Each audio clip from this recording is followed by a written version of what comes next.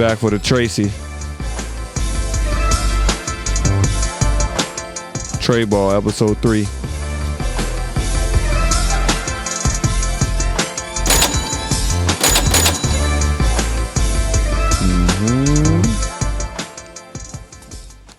That the intro sets the tone, man.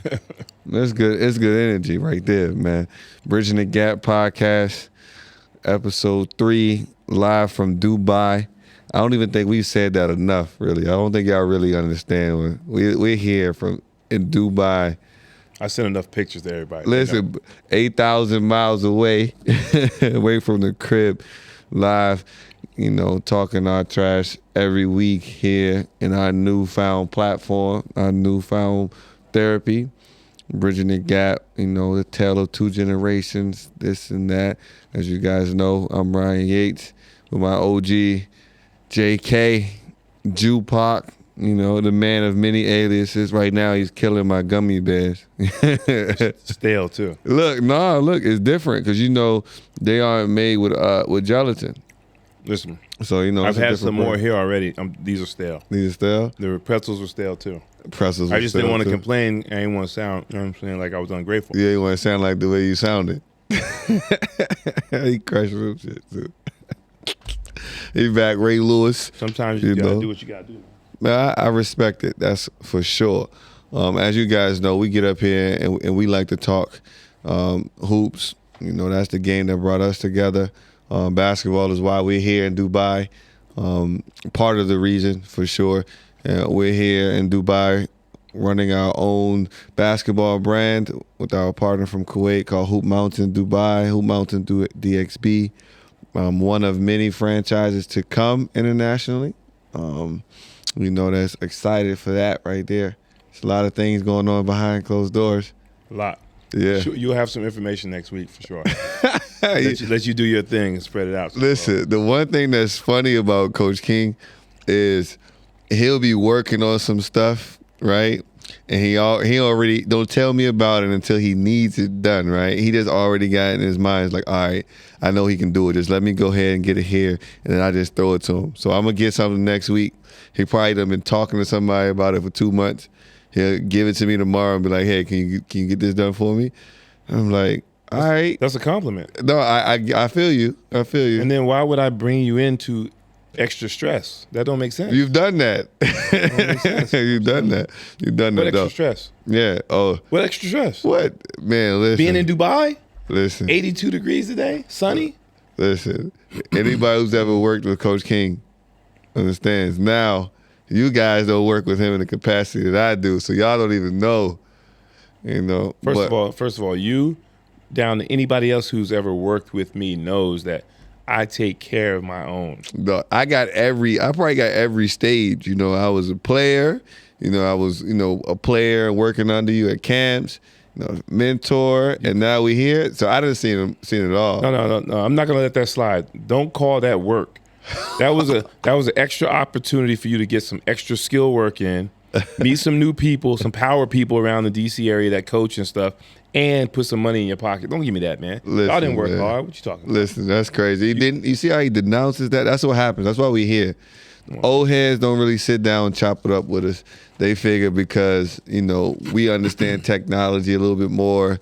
We don't need a 2-pound briefcase with a phone in there to talk to everybody. We can do. They figure everything easy. Every time you join on me about that, you talking about your mom. How about that? My mom from the country too. How about that? You talking about your mom, your uncle. Everybody had all that big shit you talking about. Come on, man. Man, it is what it is, though. But that's why we here, cause y'all never listen to us, man. Y'all always think that everything's so sweet for us, but it is. It's cool.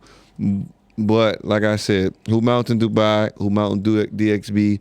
If you guys want to see what we do during the day when we're not here doing podcast stuff, that's where we're at. We're building a basketball culture, not just for Dubai, but for the entire GCC. I think Coach would say there's a gap that needs to be filled, a void that needs to be filled, and we're just the right guys to do it. And we're starting to get the right families to come along to do it too. So we're going to give you basketball the authentic way, the way we got it. Well, we'll jump in. You know, our same old. I blew the candle up early today. No technical difficulties with that. You know, smelling good. But let's do our mental health check-in before we jump into the pod, because we got some good action today. You know me. You feeling better though, man? You've been down the last 2.5 weeks. Yeah, for those of you who don't know, my voice has been a little raspy. Well, it's always raspy late at night. Because they be yelling all the damn time. That's why. But I've been a little sick. Been taking antibiotics. I'm getting better. I'm feeling a lot better. Yeah. I got a little pep in my step now. Hey, listen. Yeah, for them,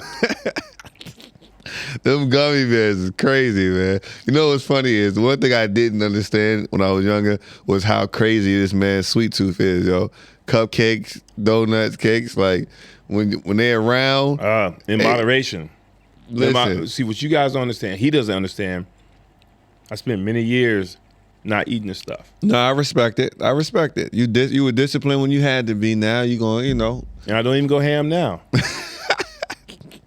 I'm gonna start when we start getting things together, because right now out there, Dubai, if there are any young videographers, photographers that just want an opportunity to do some things, right? We have a good team and collective that'll be good mentors for you. And then, you know, I got some creative direction, some cool things for you to come. If you're young and hungry, come around. You know, we got some things for you to do, for some BTS, some different things we can do, because Coach has a lot of things he talks about. So have you here? And it makes me look like a liar, man. So I just need somebody to bring the camera around, you know? One of the things we talked about last week, well, you ain't finished your check-in. Let me not be rude. Man, I'm here. You here? I'm fine. Let's go, man. You sure you all right? Yeah, you lit your candles. Let's go. Yeah. Let's talk basketball. Yeah, let's talk basketball. All right, since he wants to talk basketball, I'm in a very, very great mood. You know, as you guys know, every Saturday evening is our chance to play basketball.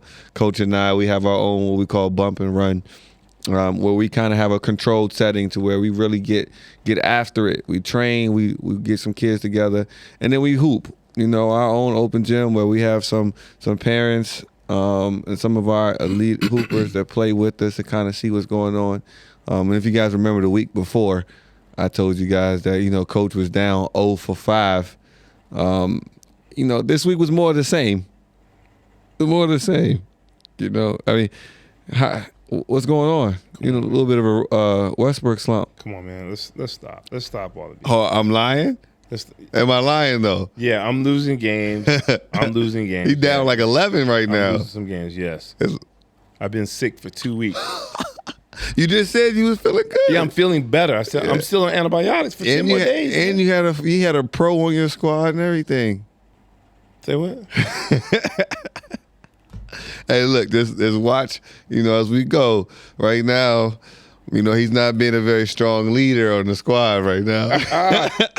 I'm not being a strong leader. Okay. All right. We're going to see, though. We'll check in next week and see if he's still feeling so good and macho. All right. But that's our weekly update. But like you said, let's get to some basketball. Man, I guess I'd be a fraud if I didn't come up here and be honest. You know, everybody knows I'm a Laker fan. Yep. Die hard, purple and gold, no matter who's on the squad. Right now, we look pretty bad. You know, we look bad. Chemistry is off. We're not healthy, of course. Those guys that are supposed to be the ones aren't showing up. Bron's not healthy. You know, we 5-5 at this point while filming. AD's playing though, right? Man. So I take it he's not playing. Listen, I called my little brother. I called Jameson, my younger brother, on the way home yesterday. I was like, yo, tell me what's going on, because I didn't wake up to watch the game this time. He was like, man, he said, I don't know if it's Vogel or what. But I said, well, was AD playing? He said AD missed the rest of the game because his stomach was hurting.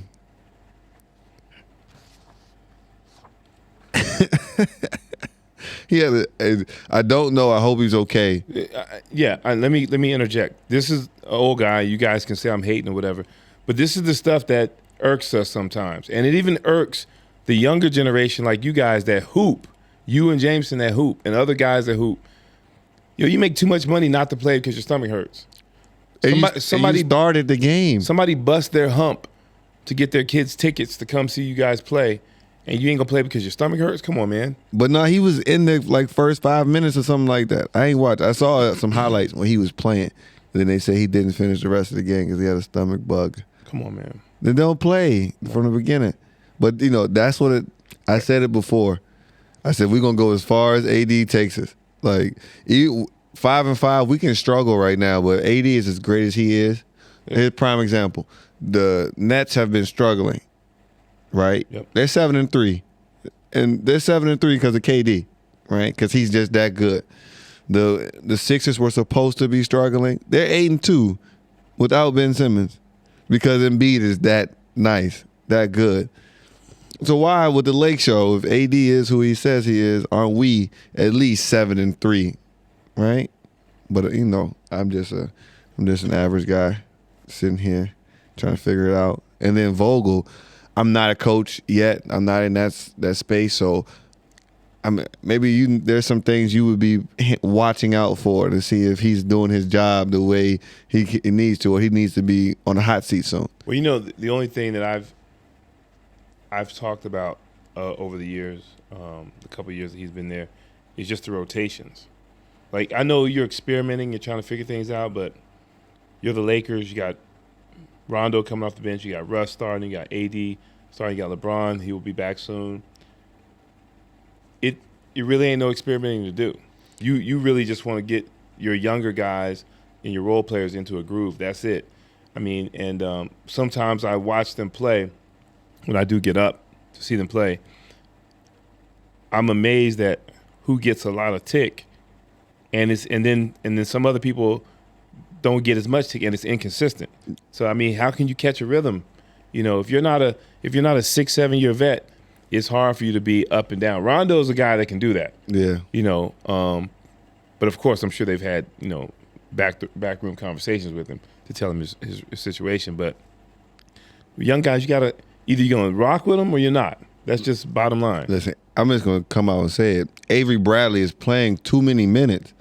Yeah. Way too many minutes. And, of course, Trevor Ariza, he's still not healthy yet. Kendrick Nunn's not healthy yet. And neither is THT. They should be back soon, hopefully.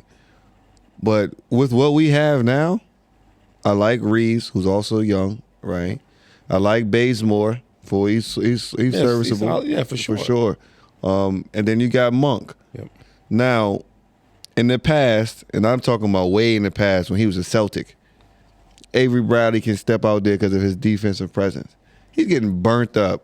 He is food out there, and he's not that strong offensively. Yeah. If I'm gonna go with Monk. Let him rock out. Let Bazemore get those minutes. Let Reeves go. Yeah, I think we talked about this the other day. For what Avery Bradley used to do, he's out of his prime. What? Yeah. Yeah, he's got to go. Like, he started the other night, if I'm not mistaken, and he got cut by the Warriors. Man, listen, I just figure it out in house. Please. That's all that is for me. But is it time for Westbrook?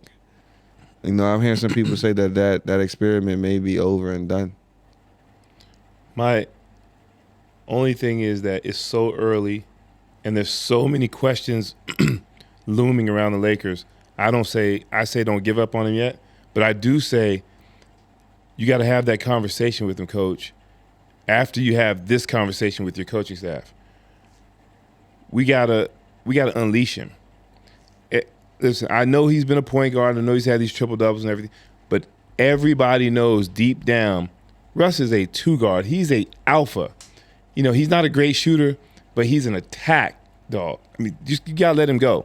He's almost in terms of getting into the paint, he's a taller version of Iverson. Right. You gotta let him go, man. Let him go, so that way he can play worry free.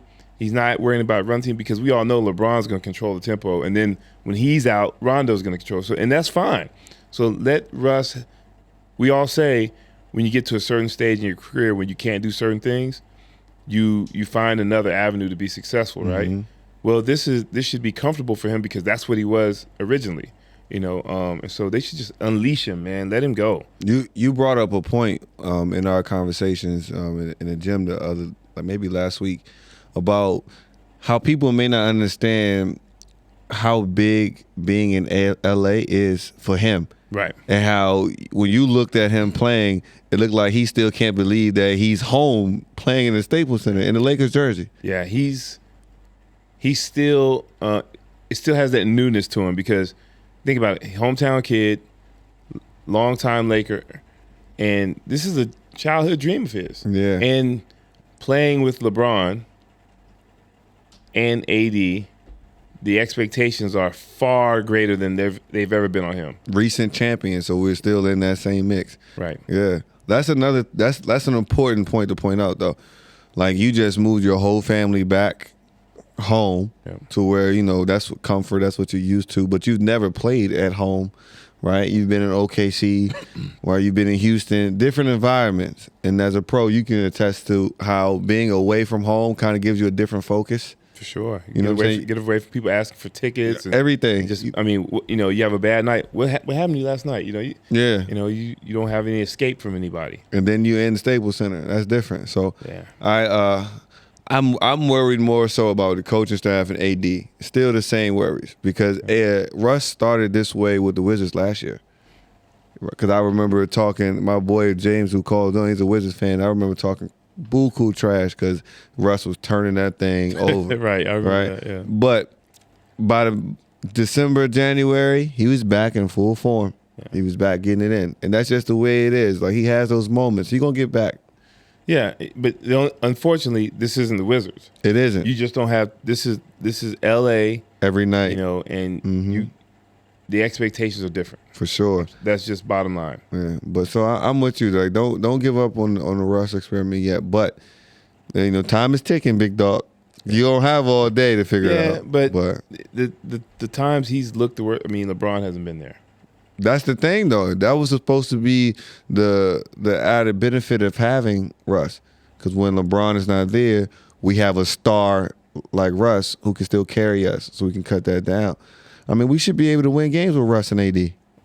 See, I don't view Russ in that capacity with them. I'm thinking it's all up to AD, and Russ is supposed to be a supplemental piece. Right. But it is what it is. So, speaking of pieces that are carrying, the Sixers, they're off to their best starts since 2001 when AI led them to the finals, and also the Warriors are 8-1. Mm-hmm. The Sixers, we all know what the story has been around them. Yeah, and I guess less is more. Right. And I mean, we talked about, remember I said I think my MVP would either be KD or Embiid. Mm-hmm. And we're starting to see that right there. I think that one moment when Embiid was like, look, I'm tired, old boy. I think he made a decision right then and there. Look, this is mine. You just bet on me. I'm going to take us to the promised land. And it's starting to look that way. And I'm liking what I see too. Because when Embiid is aggressive and he's out there doing his thing, he's special. Well, he's got a little more freedom too because ain't nobody, hogging up the paint, so he can get loose a little bit more. So, and he's a good passer, so it's not like you can double him, and he's gonna force it up, whatever. He's gonna find the open guy. So, yeah, he's definitely gonna eat a little bit better right now. Crazy to think that he's one of the top mid-range shooters in the league. All right. I'm glad you brought that up. Just a little taste of something that's been brewing in me for a long time. Because it's always a talk about how all the players are better today.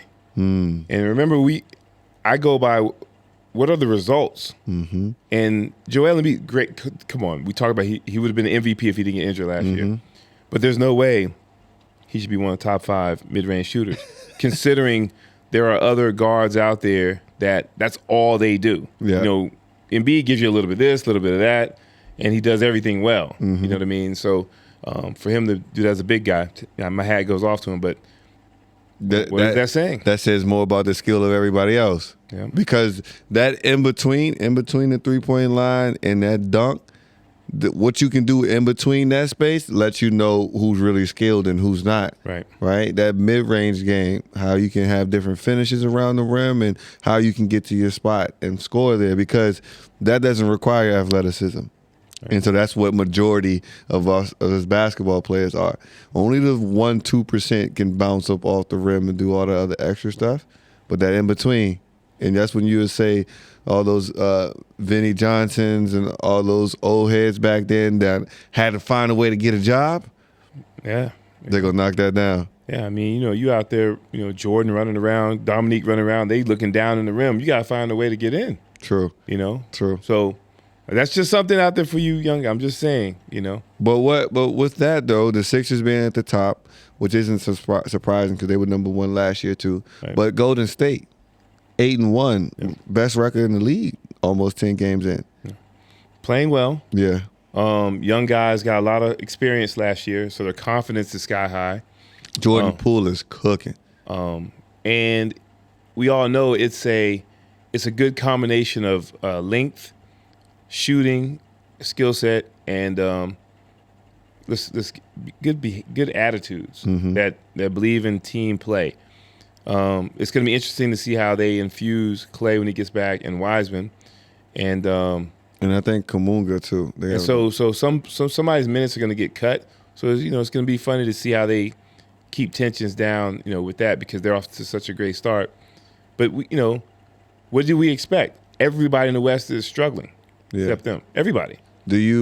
So with that said, because everybody's struggling, there's also a few teams on the East that are struggling. Brooklyn has bounced back. KD is that guy, so they're at 7-3. But Milwaukee is struggling. Yep.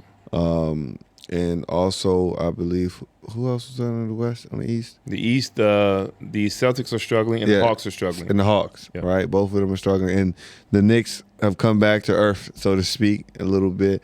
And my Lakers are struggling. Phoenix is like midway. They're doing okay. Portland is struggling. Do we attest some of this stuff to a lot of those players being ones who played in the Olympics? And then that quick turnaround and them having to adjust and get back into space? Because I think that happens too at times. I'm not going to say it has an issue with it just because a lot of those guys that played are longtime vets. Right. And they know how to, pace themselves. I just think their teams have flaws. Yeah. Like Portland, we hate to see them in this situation, but what do we expect? Yeah. And Portland is interesting, but before we go to Portland, what do you think the ceiling is for Golden State? Because I'm Stephen A. and a few other people talking about finals. Yeah. Well, my thing is this: they were invincible before, but when the playoffs come, we all know game slows down a little bit. You have to grind it out a little bit.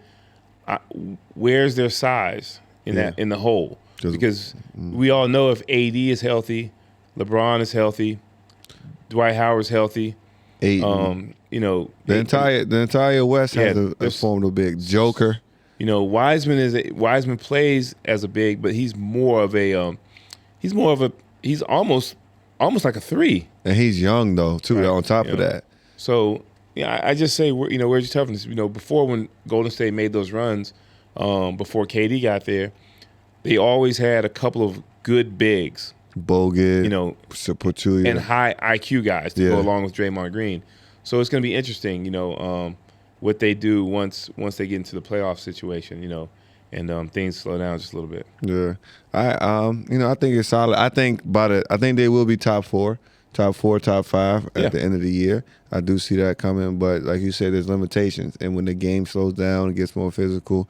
Although, if Clay comes back throwing those flamethrowers, it's trouble.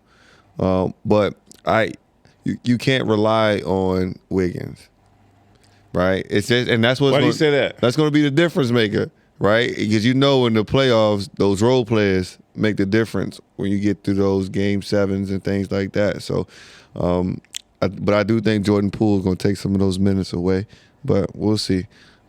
Utah still making it happen. Jordan Clarkson looking like an all-star. That's your guy. Yeah, you're calling it out. He's looking like an all-star. But we got to mention a little bit of the Blazers You know, they got some things going on in-house with some culture issues, some work issues, some work environment issues. Not in the locker room, but for the non-players, Yeah. you know. So, you know, I have a strong opinion on that because whenever something like this comes to light, the emphasis always goes on the professional athlete, coaches, and everybody affiliated directly with the team. And, you know, I mentioned this before, you know, all eyes are on the players because, you know, they're the marquee guys. What are you guys going to do? You know, did you know about this? You know, what's the next step? And I feel like in most situations, these players had no idea that this type of stuff was going on because they're insulated from that because of, you know, the money they make and who they are. And so I think we sometimes put unfair pressure on them in terms of making a decision and being leaders. That's not in everybody's DNA. But the real issue, the real troubling part is the general staff in the organization, people who are not directly associated with the team. What about those people?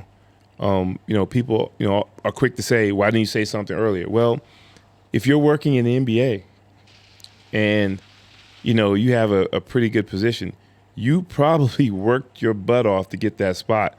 And that's a spot that other people would kill for and a lot of people covet. And, you know, who wants to be that first person to step up and say, you know, I'm going to be this whistleblower? At the expense of your livelihood, right? Right. You know, a job that we all know that you can easily get blackballed. You know, Kaepernick was blackballed. He was a quarterback. So making millions. So, you know, if you're just a general employee, you know, you easily could be, you know, out of the league or whatever, or, you know, the industry as a whole.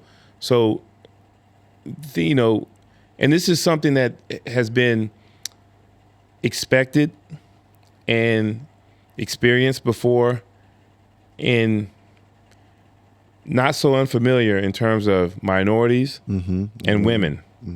You know, you know, working in a hostile work environment is something that, you know, a lot of us can, you know, draw experiences from. And so this is not new to me. It's not anything that's like, I can't believe this happened. You know, the thing is now just what's going to be done. Right. And the only people that can really step up and do something are the other owners. Right.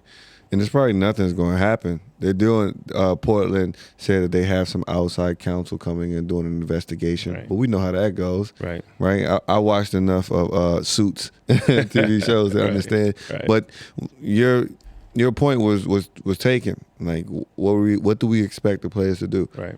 Like, we got two different experiences. Right. And even on a smaller scale in college, like what the team manager experiences and how they experience the coach or the staff or athletic director is completely different from what a player is going to experience. Right. And you can't expect them to speak up on something they have no idea about when, to be honest, it doesn't directly affect what they do and they have priorities on another space. Of course, it would be great to have the support of that person, but you can't blindly support everything, right? You know, everybody needs information out there. And it's not their job. I mean, that's what the NBA as a league is supposed to control, not those players. You know, when it gets a little outlandish and egregious, then, you know, it's time to make a stand. But cases like this, it's when Adam Silver and those guys get in there. And most times, to give the players credit, they do stand up and say something. It's just that I think the media and you know the casual fan sometimes jumps on the players too soon to say what you're gonna do. We gotta give them time to digest everything and you know and make a a good judgment call in terms of what they want to do, because like again their relationship with ownership or whatever their interactions could be completely different from what they're hearing. Right, and you asking them about what they're going to do for that, and he got to prepare for KD tomorrow night, and then Steph the night after, right? Like, come on, man, let's prioritize those things. But, well, just a little bit more lighthearted, there's this portal going around where they're going to do like an animated thing to where KD plays Bird one-on-one. And a lot of people are saying that KD gives Bird 1 million points before before it hits noon. Like it's no chance. Right. Other old heads are saying like, come on, man, y'all got to give Bird some credit. Right. It's a little bit different. Yeah. Well, virtually one-on-one animation. We got cartoon going. KD on that side, Bird over here, one-on-one. Right. To 7 to 21 to 11, whatever. Right. That's funny because you know how much I love both those guys. Mm-hmm. I look at both of those guys as unicorns, something we've never seen before. Mm-hmm. And especially Bird.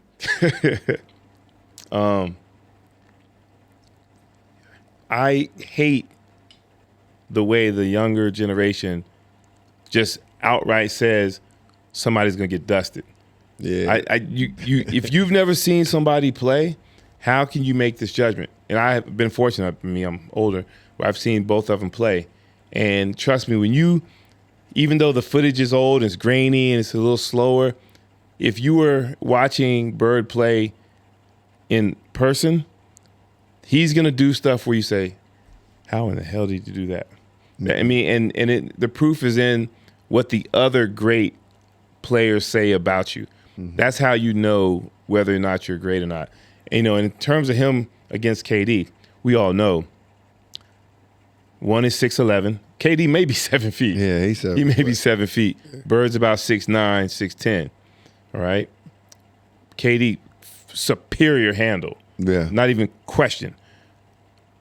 Both great shooters. KD slight edge shooting off the bounce. Catch and shoot, Bird. Post work, Bird.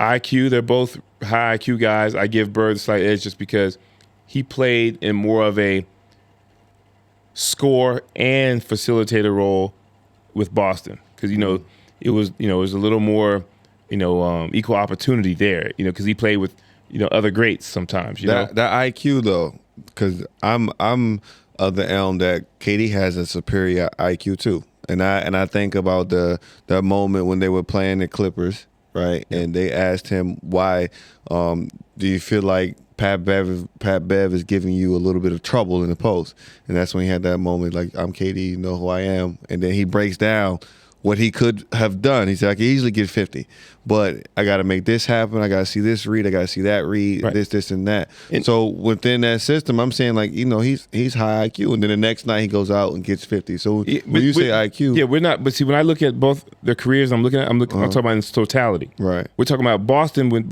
they had the same players before Bird got there, and they were the doormat of the league. He gets there, they automatically turn everything around. They're a contender for a title. Right. And what I'm saying is that KD, we all know, those guys came into the league, they were puppies. Right. And so what I'm saying is Bird, remember, he took Indiana State to the championship game. Now stop playing. Yeah. So what I'm saying is that he came into the league a couple years older. Right. And so what I'm saying, he was able to figure things out a little bit sooner. KD, remember, basketball IQ that you just mentioned in terms about when to turn it on, when to turn it off. Early on those years with Russ, there were times where KD should have been just like, man, I bumped that. Yeah. But he sat back, played his role. But that's not understanding exactly what you need to do at that time. But then he realized, even when he went to Golden State, and everybody gave him grief, right? He realized, if I don't take this over, we are not winning. And then I came here for nothing. So he got that, you know what I'm saying? And so everybody evolves. I'm just saying that for me, what I've seen, Bird came in and it was like instant. It's kind of almost like magic in your franchise. He came right in and took over the show. Yeah, and I'm starting to see like visually what you're saying, like the difference in that IQ and that is KD's gonna always stay within the system.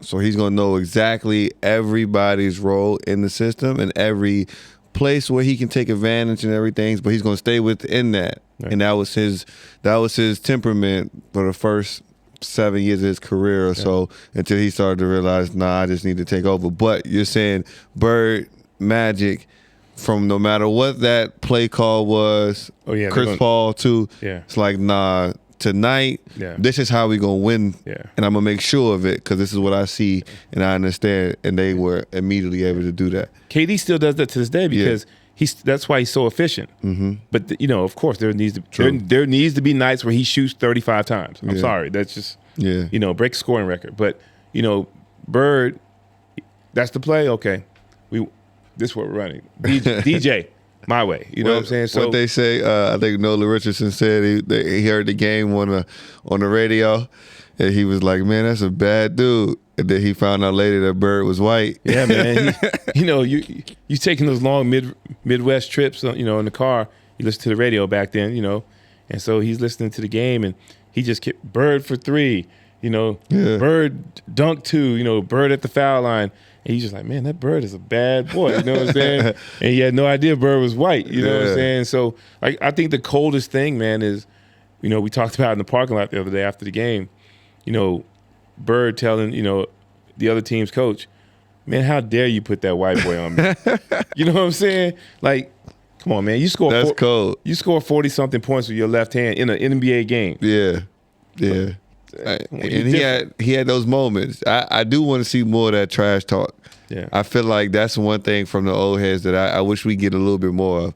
A little bit more of that, that jaw and that talk, that rah-rah, like, look, tonight I'm giving you 50, and you better not keep coming back to the spot or it's going to be worse. There was a lot of talk, just they didn't have technology. Yeah, that's real. So, I like that. So all right, so who you picking, Bird or KD? One-on-one? One-on-one. What's the game setup? Like, so we got to talk about that, because when people talk about these hypothetical matchups, just say we in the park. Okay. We across the street from your house. Okay. We one-on-one. I got money up. You got money up. Okay. It's game to 7, 2s and 1s. Uh-huh. I'm Bird, you're KD, right? Uh-huh. I'm looking at you, I'm like, I know ain't no way in hell I can guard you, right? So if you get the ball first, I got to contest as best I can and hopefully you miss one. Right. And then when I get it, even though I'm one of the best 3-point shooters of all time, I ain't messing with you like that. Right. Because you're too long, too quick. Everything I'm doing is in the hole. Right. Because one, you can't foul out. And I know you got to chop me to keep me from scoring, because we all know Bird, he had his battles with Dr. J and Dominique and those guys, but Bird also took guys in the post too. Yeah. So so I'm saying. All right, so here are the rules. Go ahead. Right here. Go ahead. We got 3 dribbles. Okay. Game to 11. Okay. All right, and you know how we all do things differently. To one game, we might play everything on the right wing. Right. One game, we might play everything on the left wing. But everything, top of the key. 3 dribbles, game to 11, 1s and 2s. I'm going KD. All right, okay. 3 dribbles because Bird's going to need more than that to get to the shit. KD's 7 feet, man. Yeah, get to the bottom. I'm real with it, you know what I'm saying? Okay, but if we give it to, max, let's say max 6 dribbles, right? And, because even then, they're not going to be doing too much. Both of those guys can get right to it. In what scenario does Bird beat KD one-on-one? It's very limited in the simulation. Yeah. But I'm saying, I gotta speak up to the old heads, you know what I'm saying? Yeah. And it's no disrespect. These are the 2 of the greatest. Oh, yeah. Like, you know what I'm saying? They are only in each other's class. And that's why I said game to 7. Yeah. Because you gotta be quick. You gotta be quick. Word. If it's game to 11, it's no chance. But even if it's game to 7 and they play 10 times, KD's probably going to win 7 out of 8 times, because he just has more of an arsenal to transport the ball. And he's more fluent. Yeah. Like, this the way his game goes. It's a guard. It's like he's a guard. It's really a guard's movements. But so that Bird and KD talk, it just lets us know how different the game of basketball is right now, period. Right.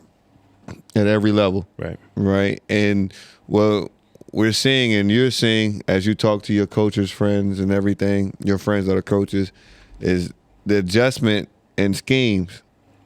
How do we guard now with everybody? It used to be everybody was trying to get paint touches. Paint touches. Get 2 feet in the paint, kick out. 2 feet in the paint, kick out. Throw the ball down on the post, get here. On a fast break, get right to the basket. But it's different now. 3-on-2, you got both people running to the tray ball, right? How do you adjust that and what is going on between those coaches' minds back now. And I know you got OG on the dial, you can call him in now. Call Jones? Yeah, we can call old head. All right. But that's a space to everybody that's out there. We never think about the adjustments that coaches have to make now, that everybody, because players dictate how the game's going to be played, right? So when your best player is somebody who likes shooting transition threes now, it's ringing. Uh-oh. Hello? Coach Jones. Yo, what's up? OG, Hey, OG. You got me and Ryan on the phone here. Okay. What's Okay. up, Ryan? What's up, OG? First, I gotta say thank you for all those Master Nutting Resort passes you used to leave me. You know, I'm gonna say it on air. Thank you for that. Well, just doing as they always say, just doing my job. No, I appreciate you. So, Coach, I gotta introduce you well. You know, you're here on the podcast. You're our second guest. This is Coach Jones, the OG. This is the Godfather, Mac. And this is somebody you'll hear Coach King refer to often. This is probably one of those guys that everybody was afraid of too. Right. You had to make sure you were going right. You know, yeah. he had a smooth killer walk, a little shaft. So to properly introduce Coach to everybody, we have to talk about his background just a little bit. Not only is Coach a long-term coach in the D.C. Area, Coach Jones was on a high school team at Fairmount High School, where he played varsity for 4 years, and he won a state championship every year he was in high school. Yeah. They were the Golden State Warriors of the DMV at that particular time. They averaged 100 points a game. Incredible. With no 3-point line, right? Coach, come on. You see how Ryan's doing? No 3-point line. See, No 3-point line. No 3-point line. I'm trying to give him his credit. Okay. I'll give him his credit. I'm just saying, but he was trying to crack a joke, really. Yeah. So for them to win 4 state championships, score 100 points a game, no 3-point line, you can tell that's a lot of skill and IQ on that team. But it didn't stop there with Coach when it came to winning. Correct. Coach has also been a head high school coach in the D.C. area, winning state championships. And not only with when he was coaching Coach Ryan and with me, Coach Ivan won a state championship at T.C. Williams High School, which is now Alexandria City, I think. Too long to say. Yeah, and Coach, I think you won a high school football championship, correct? Yep. Yeah. Yep. So Did that too. what haven't you won, man? He said, "Yeah, I did that too." What haven't you won, Coach? I have won nothing in golf. That's leisure anyway. That's leisure. So That's tough. That's tough. so Ryan, we just called Coach up. So run down what you want to go over with. So Coach, first we just had a nice little debate about Bird and KD. They had a simulation going about who would win 1-on-1, and everybody from my generation pretty much was saying Bird had no chance. Me, I think KD would win too, but I'm not of the realm of saying Bird would have no chance because I do my homework too, so I understand. But just that older generation, for you who got to see everything live, and I remember you gave me a rundown of your first encounter with Magic Johnson, and kind of let everybody know what that energy was like, what the aura of those type of players was, and what that greatness really was like. Well, I would say it was probably higher than it is today because you didn't see them as regularly on TV. You didn't see them. When I was a kid, you had maybe 1-2 basketball games a week that were on TV. That was it. So if you missed those 2 games, that was it for the week. So it was almost something that you put on your calendar. Like, okay, the Celtics are playing the Lakers tonight. I got to see that. The Celtics are playing Milwaukee. I got to see that because you're not going to see them any other time. The only saving faith was that a lot of those guys played summer league basketball. And when I was growing up, summer league basketball was really big outdoors. And there were a lot of outdoor tournaments that professional basketball players played in. Julius Johnson would come down and play. Julius Irving would come down and play in the DC tournament outdoors. Oh, yeah? So we had a lot of pros. They would come back because there were no really indoor tournament. And this was before, I don't know if any of you guys remember the Kenner League that was up at Georgetown. Mm-hmm. It was even before that, the big tournaments were played outside. And Dave Bing, who played for the Pistons and played for the Wizards for a while, he played. So a lot of those players went to the very first time I saw Earl Monroe was on the playground. Playground. Very first time I saw Earl Monroe. So, and they were at that time. It was you could have 5,000 people up at Turkey Thicket for outdoor basketball tournament. Man, outdoor basketball. It was instead of going up to Georgetown, we going over to Turkey Thicket because they playing a tournament over there, and all the tournaments at that time were double elimination. So that's what you did during the summer. They would have Benning Road had a tournament, Turkey Thicket had a tournament. So that was the way you saw the pros. And the pros played because there was no real summer league indoors at that time. So you could see the pros outdoors for free. That's different. I had the privilege of playing with Moses. Moses Malone. That was a unique experience. When you say unique. Yeah, he was elite. I played with him when he was graduated from high school, and he was debating whether to go to pros or go to Merrill. Before you go, Coach, what high school did he graduate from? He graduated from Petersburg High School. Okay. And he came up here and spent the summer, and one of the most phenomenal athletes I have ever had the privilege of playing with in my life. I mean, he was 18 years old, and he was handling everybody on the court. Grown man. Everybody. Everybody. Yeah, he was grown. He was 18 years old, but he was a grown man. And it was funny because we were all, at the end of the game, we were all sitting around the bench talking, shooting breeze, and Moses would get up and leave. And the crowd would leave with him. And we just sitting there, ain't nobody want to talk to us. No, of course. That's interesting. We wouldn't dare catch anybody playing outside right now. And I think that's one thing that I miss about basketball, the culture itself. That open gym, that open run, that everybody being outside filling the court up, that moment is lost right now, right? And I think that's yes, it is. I think that's dictating the toughness around our players too, and a little bit of the basketball IQ as well, because they're not playing enough to get that.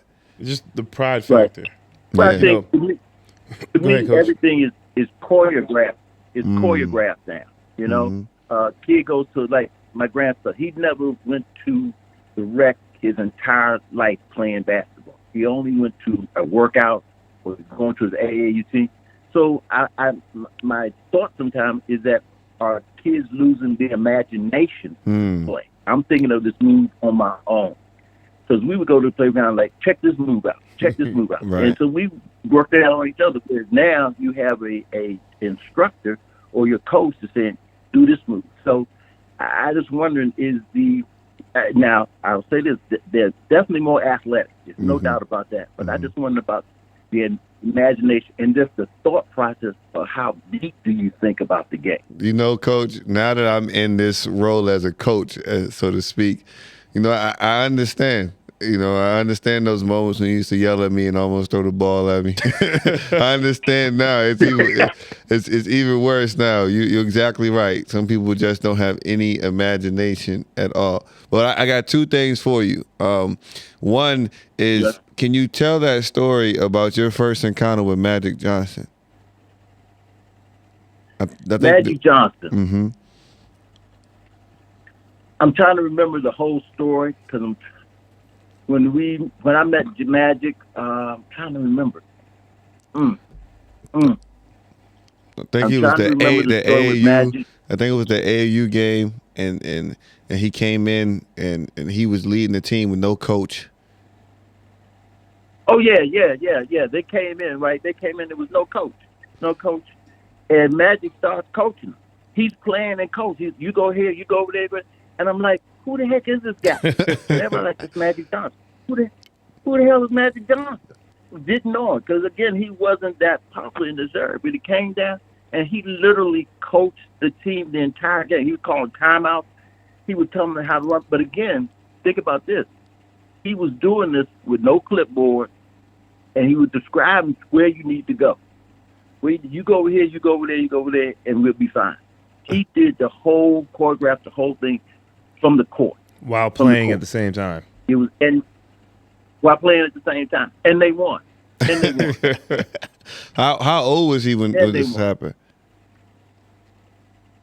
Magic probably was about 18, 19 years old. He wasn't just right before, this was before he got drafted. Man. But and I guess the thing that fooled everybody, because in that day and time, if you are 6'8", 6'9", you're not supposed to handle the ball. You're supposed to be outside. So everybody says we're gonna take it from him. That was a wish and a prayer. Yeah. That was a wish and a prayer because he could handle like I'd never seen anybody handle before. If you was 6'3", 6'4", and handle the ball back in the day, you would consider a ball handler. He was 6'9". Not just 6'9", but he was built, So it was just an incredible experience to watch him. Like, wow, man, wow. And I guess I had the same type of experience when we played Moses. I remember driving to the bucket one time with Moses, right? And I remember seeing the basket, and all of a sudden, all I saw was dark. Moses.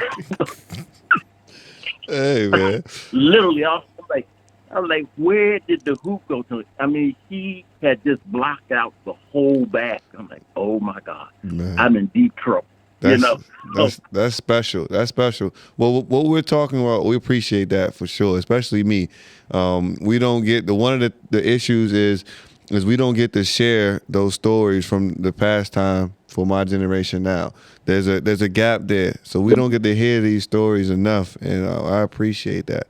But where we are right now is we're talking about coaching and making the adjustments with the new style of play to where everything is based on going to the three-point line, whether it's on fast breaks or anything. It's like, how do you adjust for that as a coach? Are you still leaving your players on 2 passes away underneath the basket and help, or are you forcing everybody to make a move one-on-one so you don't leave shooters? What are you guys doing? I have decided I'm experiment this year. Your friend there gave me a new term. What's called a split line? Is that right? Yep. Split line? Yeah. I always get down to the middle lane, but this year with all the 3-point shooting going on, I'm gonna tell my kids we're not gonna worry about getting to the middle of the lane. We're gonna play 1 foot in, 1 foot out. If you're on the help side. I think that's the only way you can do it because everybody shoots it.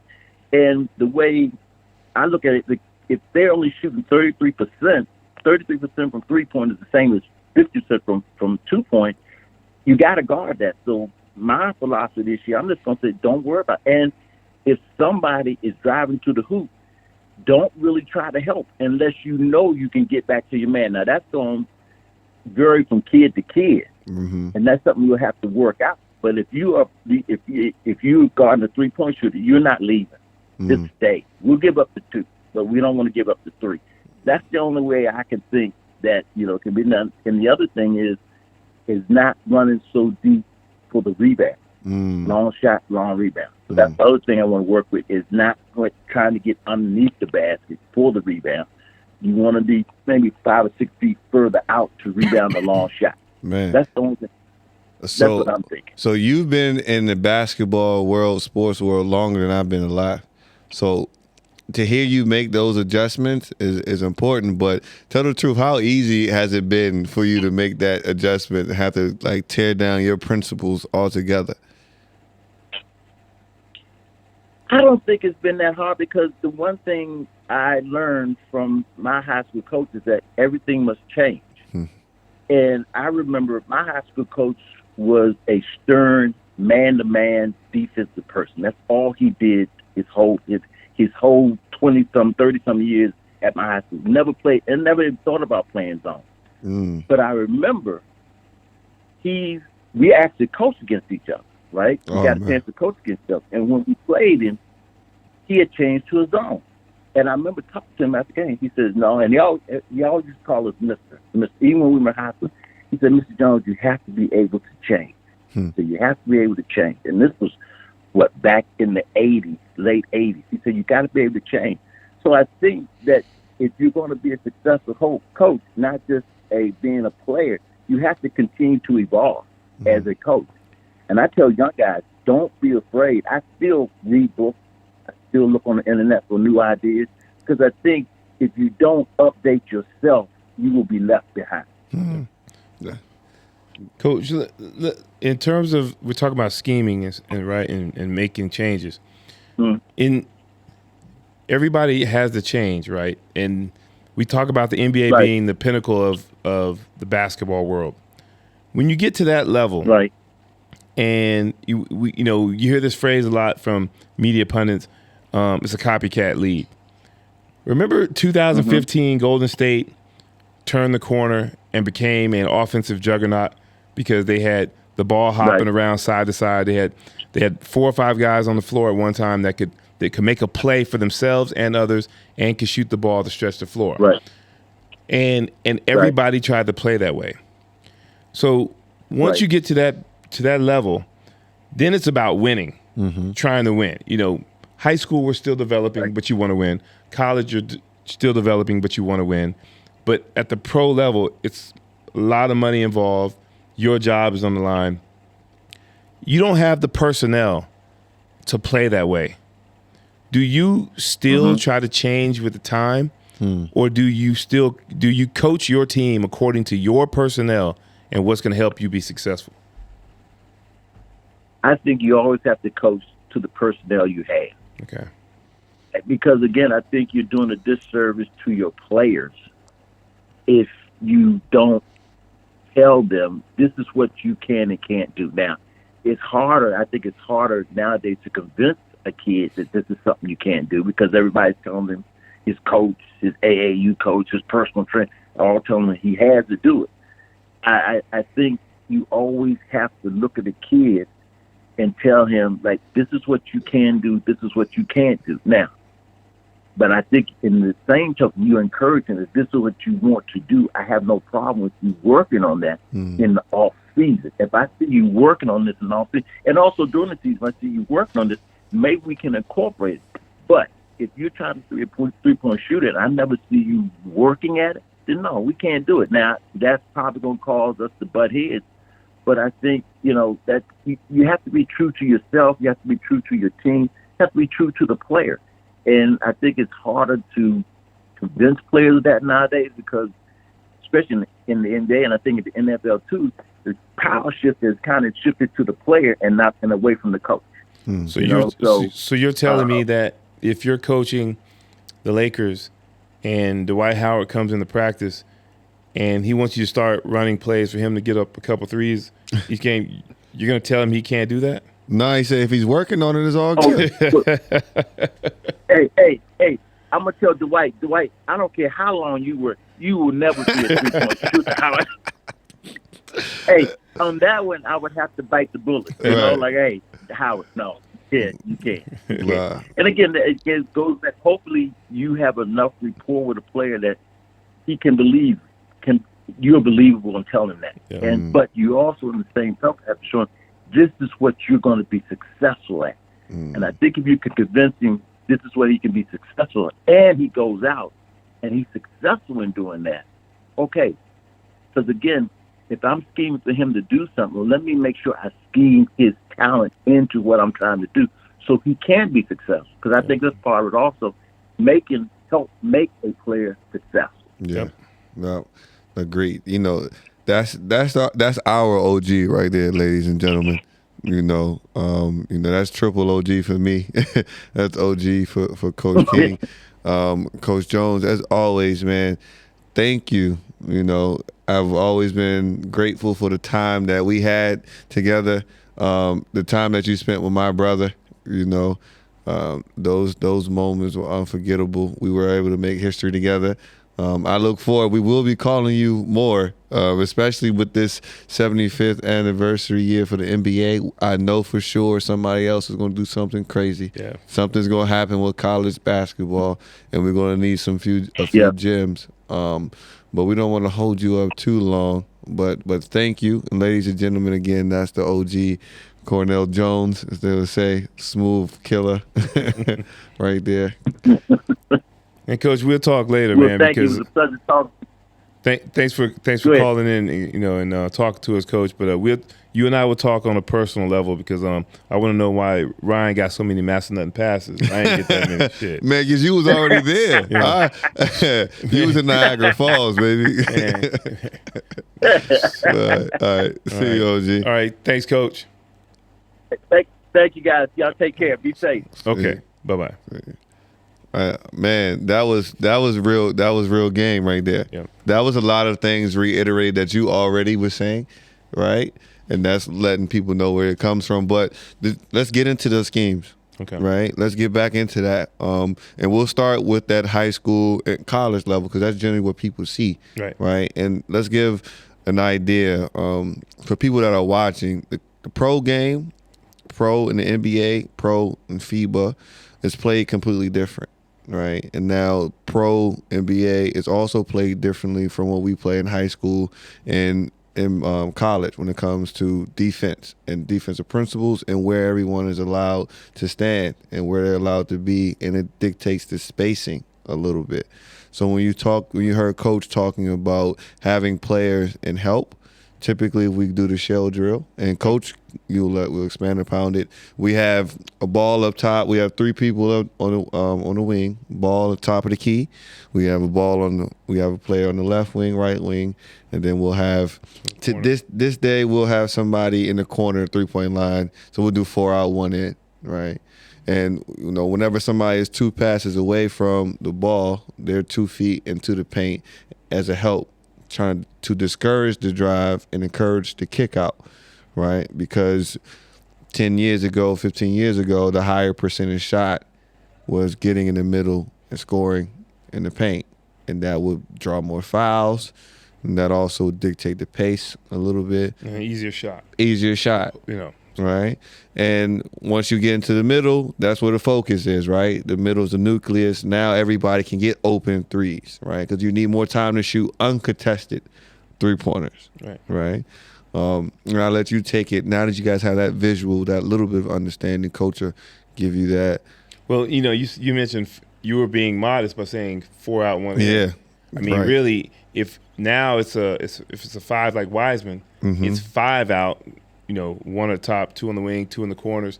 If it's not Wiseman, then that 5, that 1 in, he's roaming. Right. And setting ball screens. So, but, the principles – even high school level, college level now, the way people are playing, your defensive principles have to almost be the same in terms of the positioning on the floor.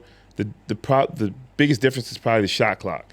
Right. Because in the NBA, of course, it's 24 seconds. So what has happened in the past, before the 3-point became such a weapon, people would sag just a little bit, and because they know that you have to bring the ball to them at some point because everybody was trying to get close to the basket. And then once you start to make your move or start your action in terms of the play, then people will start to adjust accordingly and try to stifle you a little bit and get you into taking a bad off-rhythm shot. But now, you heard Coach say, we're not coming all the way, mid-paint or split line. We're going to go 1 foot in, 1 foot out. On the side with your guy.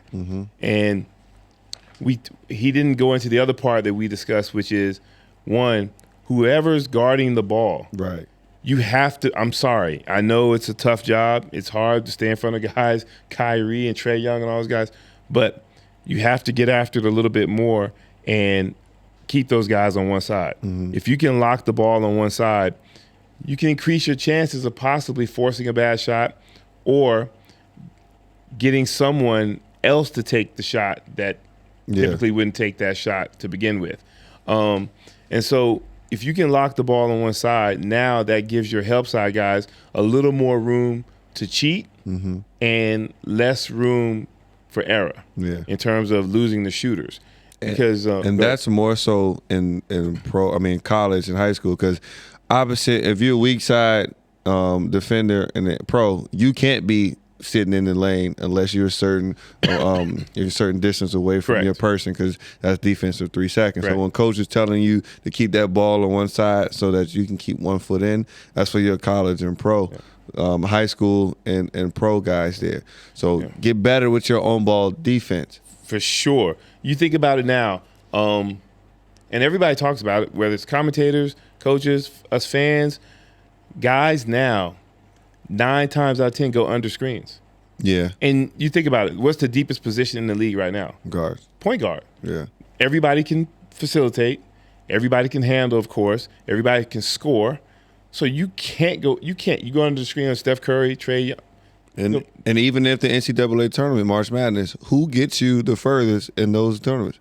Those guards. Right. The guards from those back-to-back games. The guards are the ones who take you the furthest in the tournaments. Right. And they're emulating the pros, as you said. Everything that goes on trickles down, and they're shooting further. You go under that screen, they got the green light to let it go. That's how a team like Oral Roberts goes to the Sweet 16 or whatever, because they have a guard who can get his own shot off. Right. Right. So you think about it.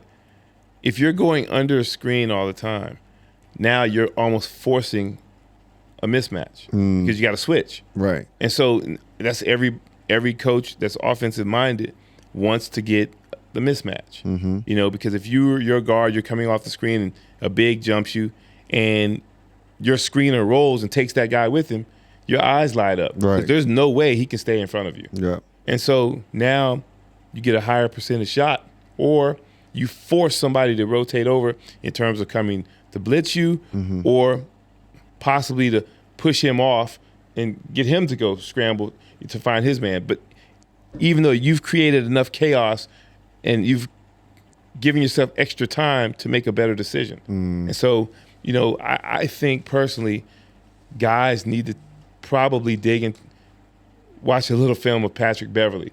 Even though the better players do wear him out sometimes, but he's a guy that attempts to go over the screen a lot and ride you off your drive to the basket. I mean, and let's face it, guys aren't setting hard screens the way they did. Nah, not at all. Not at all. So with the defensive scheme coach put together, that immediately made me think, okay, you can only really play that way if the other team doesn't have as many skilled players.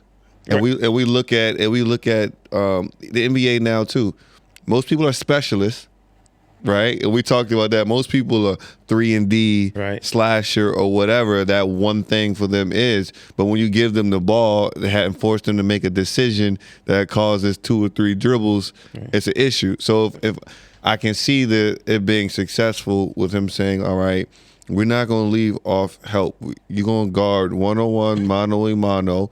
We're going to show a hand to, kind of give you an extra second to recover. You can stay. Right. But that's also relying on the fact that majority in high school, unless you're playing the big wigs, the top of the top, is only 1, maybe 2 people that are really skilled with the ball. Yeah, but or college too. Yeah, let's go NBA. Let's talk about the best. Oh, yeah.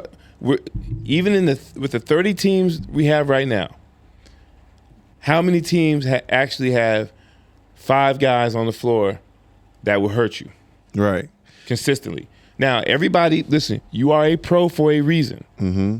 You've lit somebody up at some point in time. For sure. But we're talking about when it gets down to the wire. What is the wire? 7-game series. Mm-hmm. What do you want to do? You don't want to lose and let the usual suspects beat you. So if Clay has 30, Steph has Curry, Draymond has a triple-double, the usual suspects beat you. Right. You got to take away one of them and force your guy, Wiggins, to come through every night. Right. Now, if you lose because he consistently scored 25, then the basketball gods made a decision that you weren't going to win. Mm-hmm.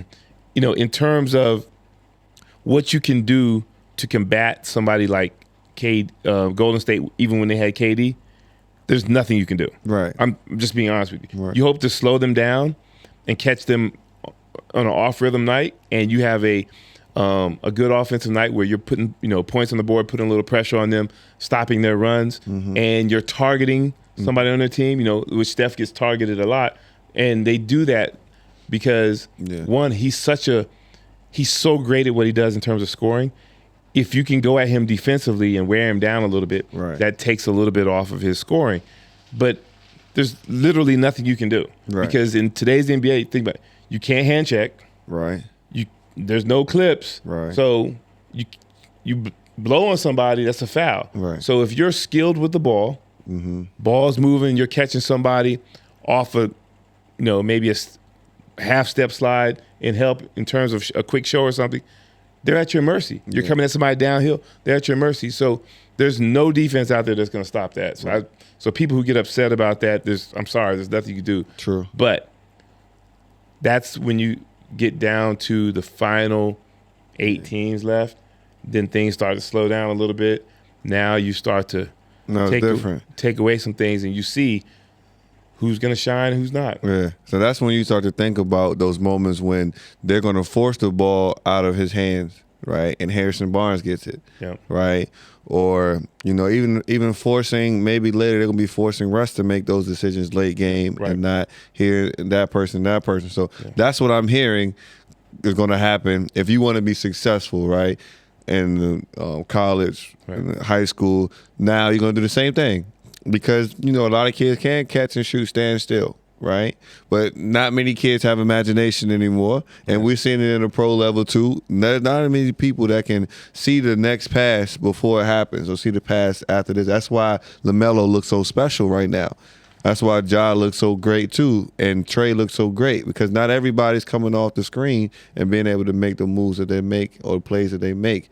Because now that makes those people who aren't as skilled look a little bit better. Look a whole lot better. So that'll be interesting to watch because when I'm hearing that, I'm like, all right, if I have the personnel to match up man to man, I get it because I've seen it in college. I played D3. It was a high-level D3. And we played against Virginia Wesleyan. Virginia Wesleyan, all of us in our conference, we had Division I talent, right? And Division II too, but, in the States – especially men's basketball, it's about this much of a difference between high-level D2 and D3 and like mid-major to low D1, right? Just opportunity and sometimes athleticism. But skill is still high.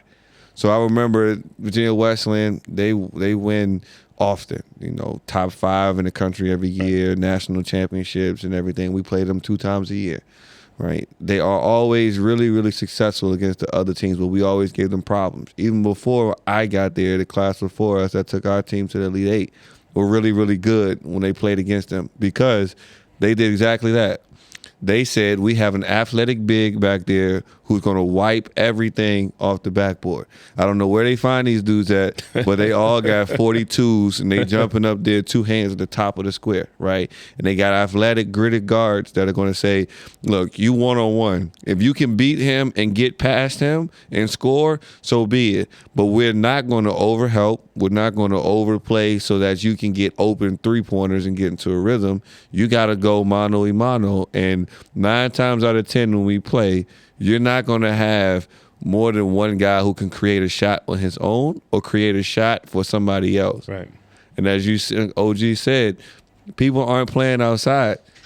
You got to play, and that's where it starts at, talking about training and all these Instagram trainers. You got to be on the court. To kind of explain what Coach is talking about, that playing out in the park builds your basketball IQ and your competitiveness in this major way right here. When people used to play, you picked your mob to go play, whatever, and you knew that if you lost, there were so many people waiting to play, you might as well go home. Your day is done. Right. So staying on the court was so important because, one, you wanted to play, and you knew there wasn't a chance to get back on. So you did what you did best to stay on the floor. So if you're playing pickup and all you do is rebound, that's what you did. Yeah. And you figured out what your strengths and weaknesses were and how you could help your team. Yep. And keep it a buck, you can't hide outside. Right. You can't hide. Like when it's one-on-one and it doesn't matter, like I remember right across the street from my house was a basketball court. Right across the street. I used to go out there. All types of stuff was going on out there, but I used to go there all the time since I was young. And you know, in our area, Pentagon City, and a lot of places, Duke Street where I lived, it was popular for people coming across the bridge and playing. And they used to always go out there and play. And of course, I wasn't old enough to play until I got to a certain spot where my height was a lot bigger than what my age was. And I remember one time just standing in the middle of the court and like saying like, I'm not leaving until y'all let me play. And shout out to Boz. Boz told me, he's like, look, if you want to play, you just got to tell them, look, I'm not going nowhere. But when you get on, you better put on. I'll beat you up. Right? Like, because they let me play. I'll beat you up. You get off the court. I was going to take it, though. I was going to fight. You know what I'm saying? But when you do that, though, you got to be ready. Right? So I finally got on, and from that day, when I left the court, every other time after that, it was mine. But what happens is whether we won a state championship, whether I did anything, if I came to that court, nobody gave a damn who I was. Right. Nobody cared because you can get your lunch taken just like the next guy.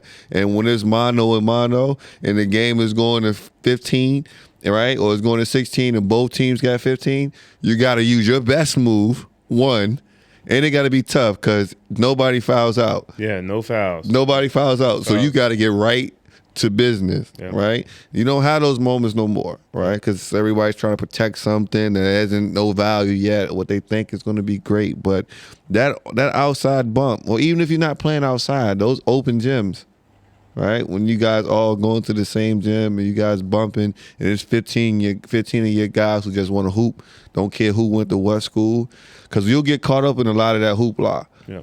I went to, you said it before, so-and-so went to this school, that school. You look at them and be like, you went where? I've been in numerous gyms where somebody looked at me and was like, damn, you went D3? And I was like, damn, you went D1? Right? Like it happened because it don't matter. Because even after college, it don't matter. If you want to go be pro, like if you can hoop, they're going to find you regardless. But you guys got to be built from that essence, right? And all those things are going to come. So that's going to be interesting to see how that scheming develops. Because now we didn't even talk about zone. Yeah. Well, we just touched on it just a little bit. Yeah, we can. We got two teams that went deep into the playoffs the last 2 years playing a zone against pros. Yeah, yeah. You know, so that'll go back into part of my argument in terms of which era of basketball is better. Because, you know, that was kind of how can I say it? That was disrespect. You to play zone, we were like, oh, we're gonna bust this. You know, you'll be out of that zone soon. Yeah. So, you know, it's interesting. We got a few minutes left, and I want to take this time because I feel like, and we're gonna do this a few more times too throughout the season, because we need to remind and, you know, filter some things out. There's no such thing as an Instagram professional basketball player. Do not be fooled by these Instagram trainers, these people that are doing things, as OG said, that are choreographed. And I'm just going to go out here and say it because I know. But make sure you streamline. Not all of them. No, I'm going to say this specifically because, you know, there are guys like, you know, Frank Nitti and those that play basketball and that are real hoopers, right? But I'm talking to those people that are doing all these parodies that are Harlem. There's the Harlem Globetrotters, which is basketball, but it's entertainment, right? And a lot of those guys are hoopers too, but it's entertainment, right? And just like hip hop. Hip hop has grown to where there's, you know, the SoundCloud rappers, there's, you know, the TikTok stuff. There's different elements within it because it's a cash cow, right? Basketball is the same way. But let's keep it a buck, right? All the real hoopers, unless you're still playing to go overseas or you're playing to play pro, all the real hoopers, right now, we're about 29, 30. We don't hoop anymore. We've got jobs. Unless we're coach, we got jobs. We're lawyers. We work in the government and all those things because we actualize that hoop dream, right? Don't let these people that are using Instagram to relive moments they missed out in high school and in college because they were riding the bench and they didn't work hard and all that. Don't let those people be your source of information on how you're going to learn the game or how you're going to dictate the game. Go do your research. Go figure it out. Now, there are guys out there that are holding it down, but let's keep it a buck. A lot of you guys suck, all right? They sorry, for real. Like, don't get caught up on that energy, man. That's for the young cats out there. Like, I don't say no extra names, but a lot of those guys suck. For real. the real hoopers, we understand what the game is. We like, man, it passed us. We did what we did. We're happy with it. We're going to let it go. But you other guys out there, relax, man. You messing up the youth. Thanks for being so humble, Coach Ryan. Man, come on, man. You funny because I got like 30 videos saying he just now learned how to send messages on Instagram. But when he sent them, he like, yo, what is this? What are they training out there? It's dangerous though, man. It's dangerous because that when we start to talk to kids about why not to do this and not to do that, and they question us, and then we put them in the fire and they mess up and their confidence goes down. Yeah. Because they were watching these guys who had no idea, right? This is how I would say it, right? And this is for anybody. Take it how you want to take it. I can go and buy a hoodie from Walmart, Carrefour, Target, right? It's going to look the same just in the face value as the hoodie that I'm going to buy from Fear of God. With the Fear of God, cotton, a lot thicker, right? Took a bit. It's handcrafted, right? It's gonna last you about 10, 15 years. After that one wash at that Target, it ain't even Fruit of the Loom. That thing gonna shrink. It ain't good no more. The black then ashed away, turned into gray, right? They both clothes, but they ain't built with the same fabric. You can go, you got coaches out here that doing whatever they're doing, but they're not all built with the same fabric. And now you get left with these kids that, it's half empty, and now they looking at us crazy. But that's just, I just been watching because people have been going crazy, and I've been seeing people say some wild stuff. Yeah. But, that's what we here for. But, that's episode 3. We got into some good stuff today, basketball-wise. Yep. And we'll start to dig into those things a little bit more so you guys can see what that basketball brain of his is like. Shout out to Coach Jones again. Man, it was good to hear from him when he started. I didn't know about Moses Malone. Oh, yeah. He got a lot of stories, man. A lot of stories. Yeah. So we're thankful for that. But you know what time it is. We're wrapping it up towards the end. As always, it's the post-game wrap-up. All right. This one, for me, is going to go directly to our Hoopstar hoopers, just because we've had this talk several times the past couple weeks in our practices in preparation for our Hoopstar tournament this weekend. And I may have said this before. If I have, so what? You need to hear it again. Know the difference between your time and team time.